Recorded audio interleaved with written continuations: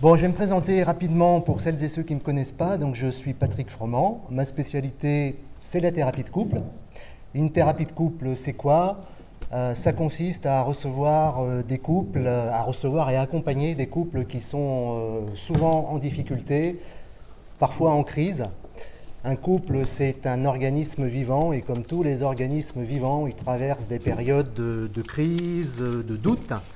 Et quand ça arrive, ça peut être intéressant de rencontrer un tiers qui n'est pas impliqué dans la relation et qui n'est pas là pour prendre parti, pour dire qui a raison ou qui a tort, mais simplement pour aider à renouer les fils d'un dialogue qui souvent dysfonctionne.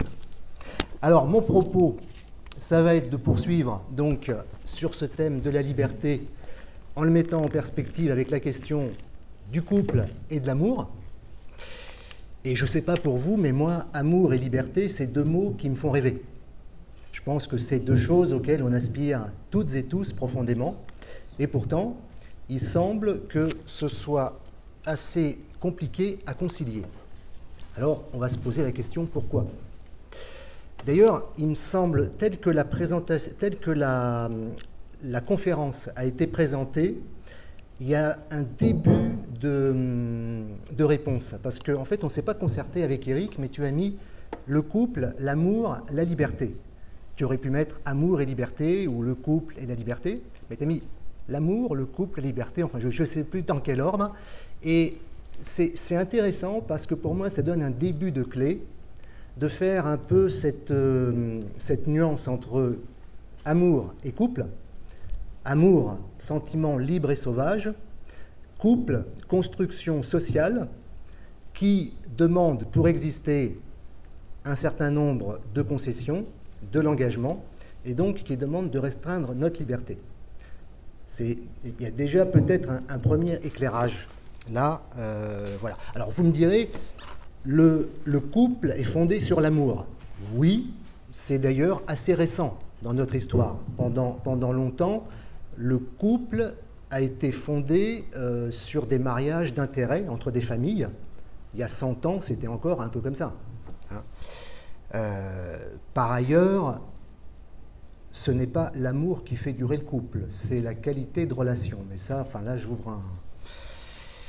Enfin, on pourra en parler. Alors, j'aime bien commencer mes interventions par 2-3 citations qui... Où est la souris? Elle est là. Qui fixent bien, en général, le sujet.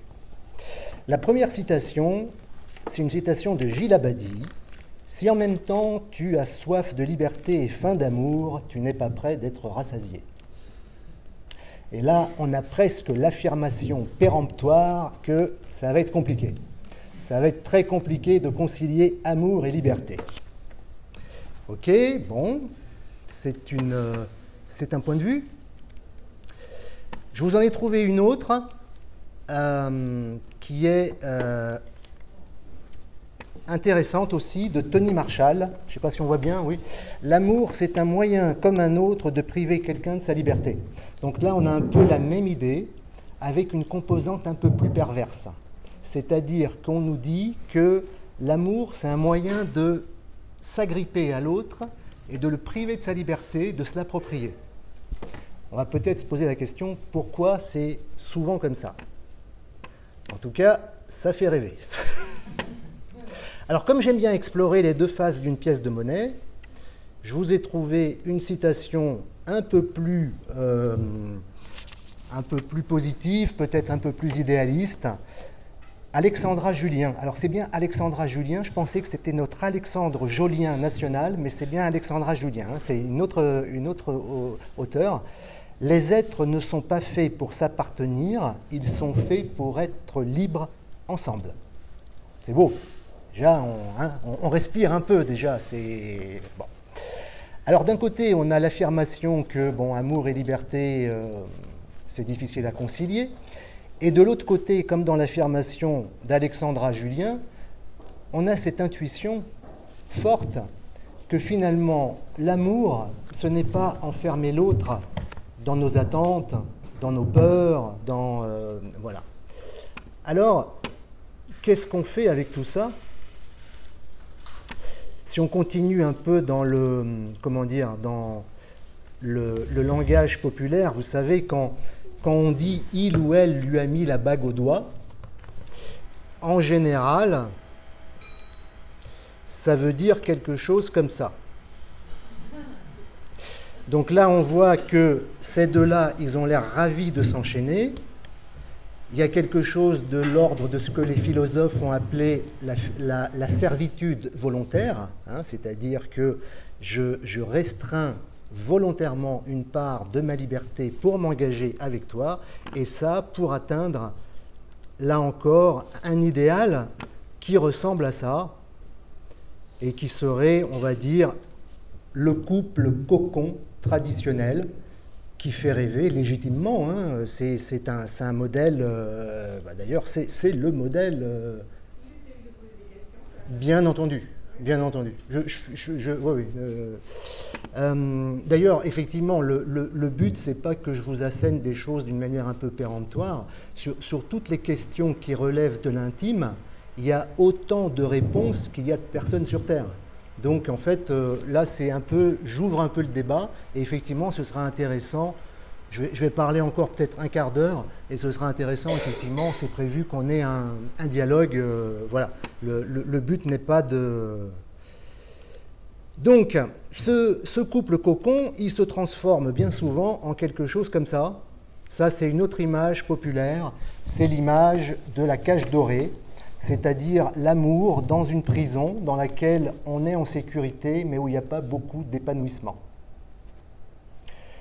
Je force un peu le trait, mais je n'ai pas beaucoup de temps. Et maintenant qu'on a un peu fait l'état des lieux, qu'on a un peu posé les choses, c'est intéressant de se demander pourquoi. Pourquoi, au fond, il est aussi difficile de concilier amour et liberté. Alors on pourrait faire 2 heures là-dessus, hein, je pense que bon, chacune et chacun, on a sa petite idée, aussi en fonction de notre histoire, de notre vécu. Là où j'ai envie de mettre le focus, et une des raisons qui me semble absolument fondamentale, c'est que l'amour génère de la peur et de l'angoisse. Et que déjà, face à ça, eh ben, on n'est pas libre. L'amour génère 2 grandes peurs, deux types de peurs. La première peur, c'est la peur tout simplement de perdre l'autre. Cet être que j'aime, qui m'apporte tellement de joie, tellement de bonheur, tellement de satisfaction, tellement de plaisir, qu'est-ce qu'il va advenir de moi si je le perds? Et ça, on a tous nos histoires personnelles, mais c'est parfois stupéfiant de voir comment, au début d'un amour même, il y a cette angoisse de la perte de l'être aimé qui s'élève.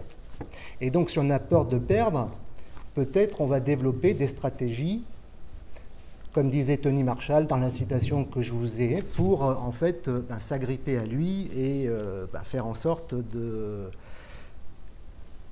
garder son amour dans une cage dorée. L'autre peur fondamentale dans le couple, dans l'amour, dans la relation, tout simplement, c'est un peu la peur inverse.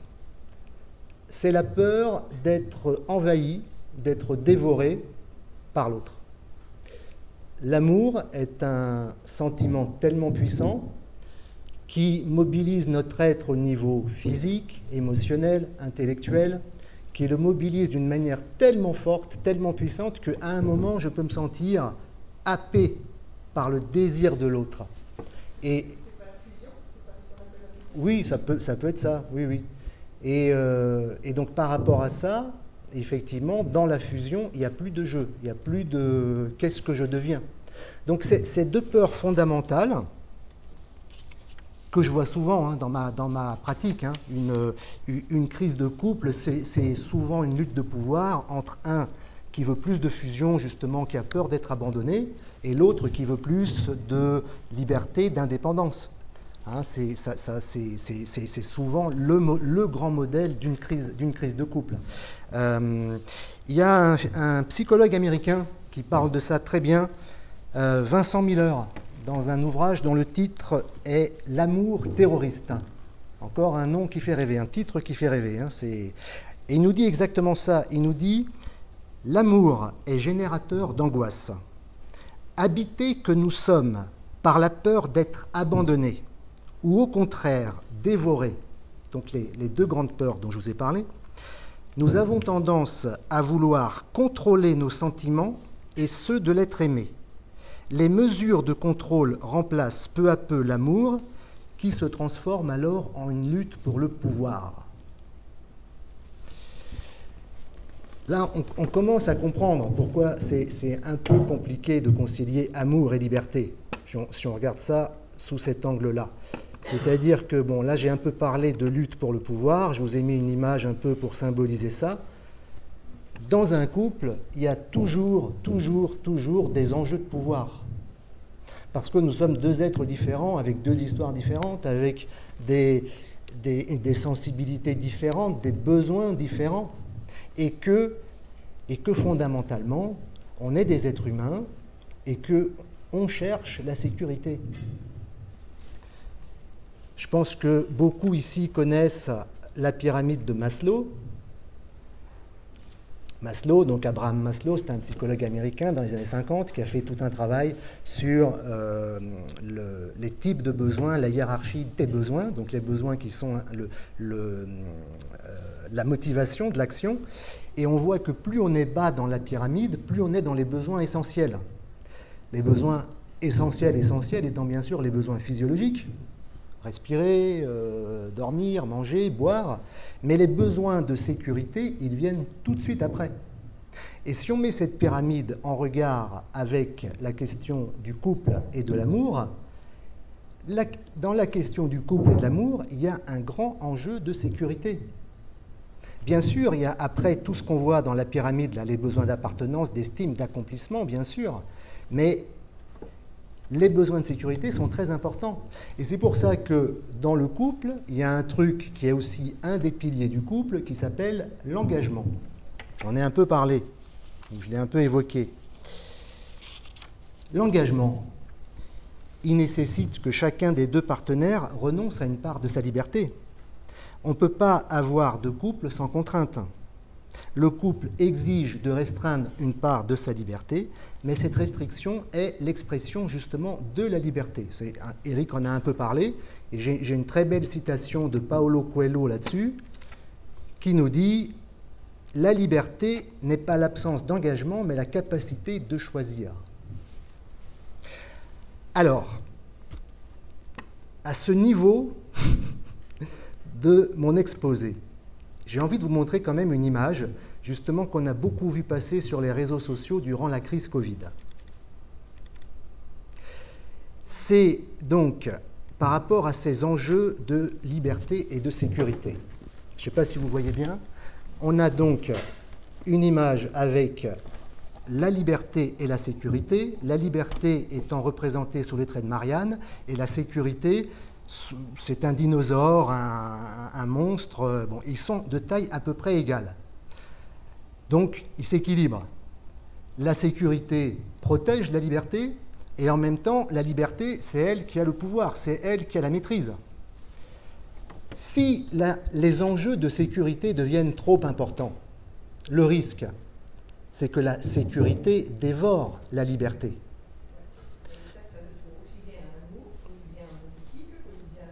Voilà. C'est-à-dire que ce qui est valable pour une société est aussi valable pour le couple. Le couple est la plus petite unité de base de la société. Et donc, il n'est pas question d'opposer liberté et sécurité. Les deux ne s'excluent pas. Le couple a besoin des deux. Par contre, le dosage, l'arbitrage entre liberté et sécurité, ça, c'est unique pour chaque couple, et c'est même unique pour chaque individu. Il y a des couples où, effectivement, on a besoin d'être dans un cocon de sécurité, et puis il y a des couples où, on va le voir, il y a des contrats qui peuvent sembler un peu particuliers. Alors, on ne va pas se mentir. Parce que là, bon, il me reste à peu près 10 minutes, c'est ça? 5-10 minutes, ouais.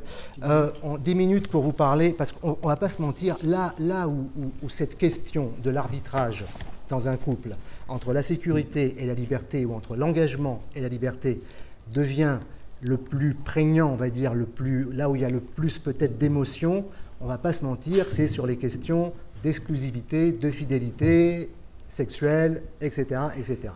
En tout cas, c'est de ça dont j'ai envie de vous parler, parce que même si, bon, on pourrait parler de tout un tas d'autres domaines. Et, bon, on va faire un petit état des lieux, encore une fois. Je vous ai trouvé une statistique de Top Santé. Alors, bon, les statistiques sur la fidélité ou l'infidélité dans le couple, il faut se méfier. Il y a plein de biais. Il n'y a pas de thème où les gens mentent plus, mais en tout cas, j'ai regardé un peu, il semblerait que, tout couple confondu, on est à peu près 2/3 de couples dont un des partenaires a été infidèle. D'ailleurs, on peut faire un petit sondage, qui a été infidèle?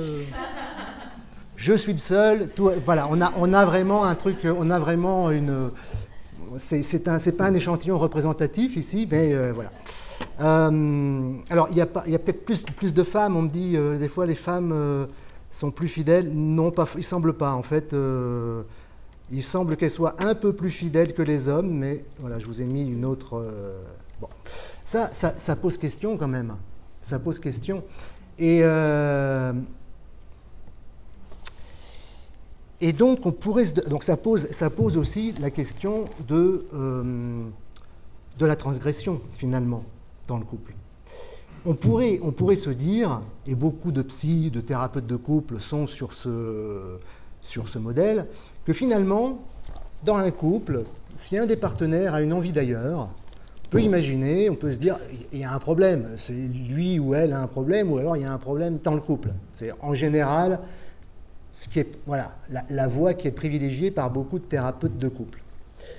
Et puis on peut aussi se dire que c'est une question de contrat entre les deux, que il est tout à fait respectable d'être dans un contrat d'exclusivité, mais il y a d'autres couples qui considèrent que c'est pas parce qu'on est en couple qu'on n'a plus le droit de séduire, d'être séduite, voilà, et on peut considérer que c'est tout à fait normal aussi.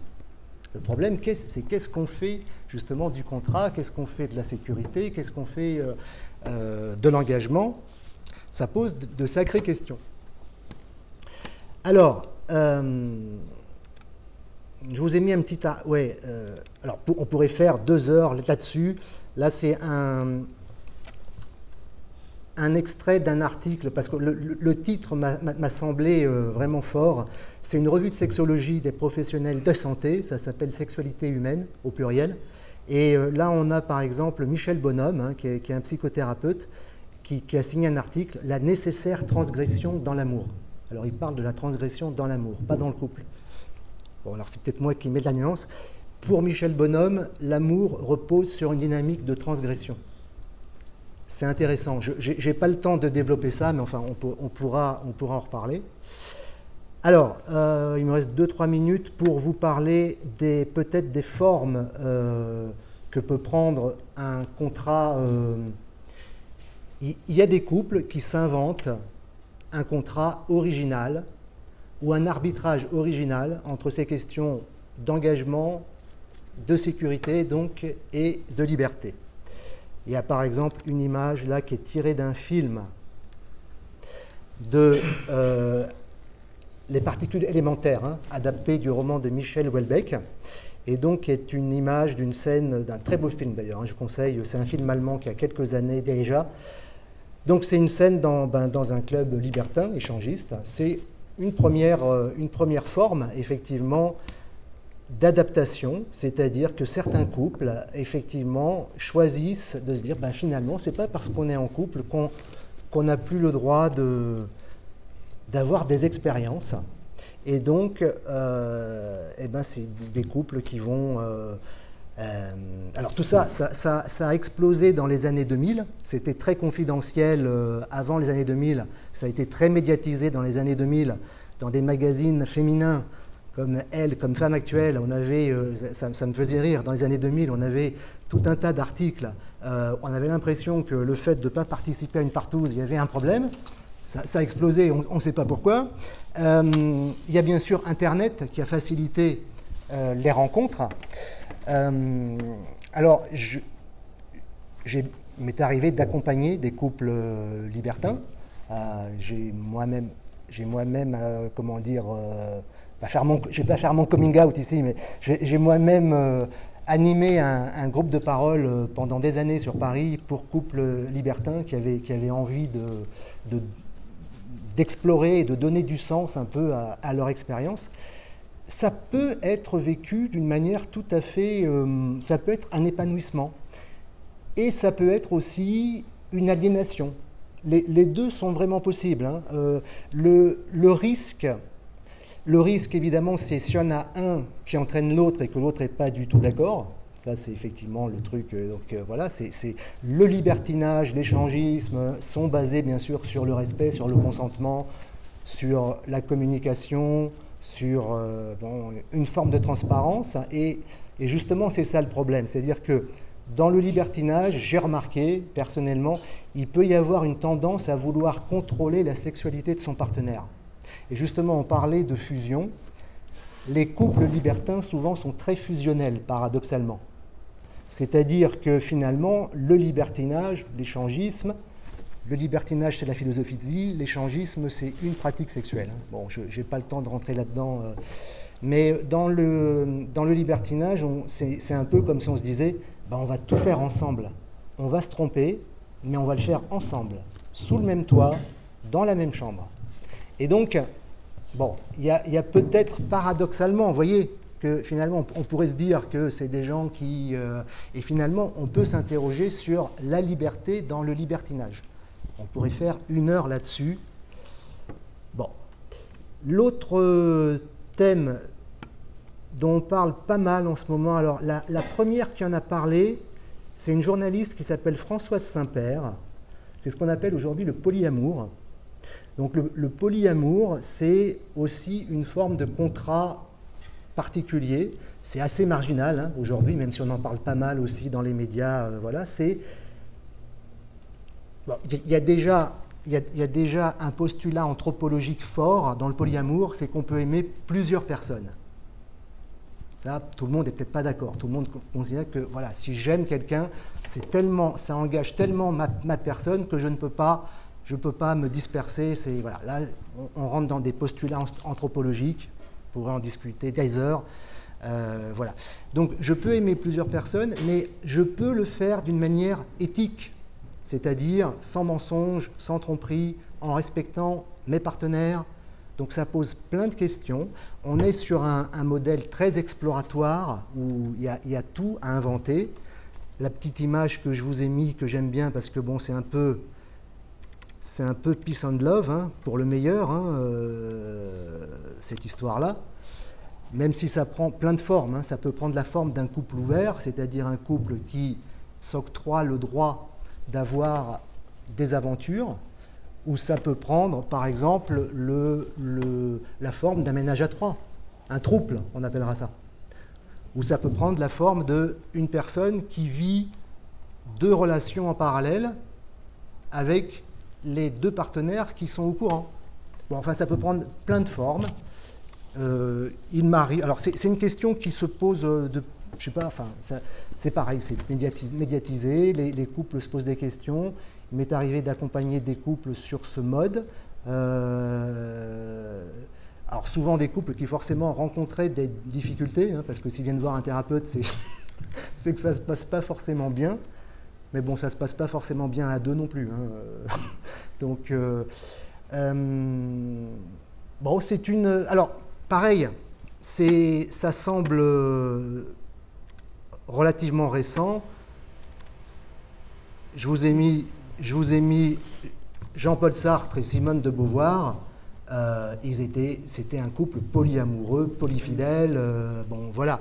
On peut aussi citer un autre cas célèbre, très romanesque. Enfin, je ne sais pas si il y avait une émission sur Arte il y a quelques mois sur François Mitterrand et Anne Pinjot. Donc François Mitterrand qui a mené de front 2 relations, une avec sa femme officielle, Danielle, et l'autre avec Anne Pinjot, jusqu'à lui faire un enfant et jusqu'à avoir une vie de famille voilà, 2 vies de famille en parallèle. Donc voilà, on en parle, mais ce sont des choses qui existent depuis très longtemps. Je suis à la fin. Je vais simplement clôturer en disant vive l'amour, vive la liberté. Et peut-être, s'il y a une citation, allez, on va finir sur une citation, c'est peut-être ça le truc. Je vois que les gens se posent, mettent beaucoup d'enjeux sur l'amour, sur le choix du partenaire, sur, voilà, en plus, peut-être que, voilà, le problème, c'est peut-être pas de trouver quelqu'un pour vieillir ensemble, mais de trouver quelqu'un avec qui rester enfant. Voilà. Merci Patrick. Merci.